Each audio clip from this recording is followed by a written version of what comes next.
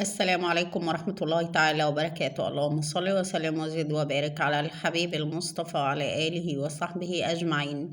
حبايبي واخواتي في كل مكان، عاملين ايه؟ يا رب دايما تكونوا بخير. يا ريت لو ما اشتركتوش في القناة تشتركوا وتفعلوا زر الجرس، ويا ريت لايكات كتير جدا جدا على الفيديو ده. ونقول مع بعض أسعار الفراخ البيضاء الخميس 27/2. السعر المعلن 89 جنيه، سعر التنفيذ 88 جنيه. أما بالنسبة لسعر المستهلك 98 جنيه. ويا ريت ما تشتريش بأكتر من كده كمستهلك.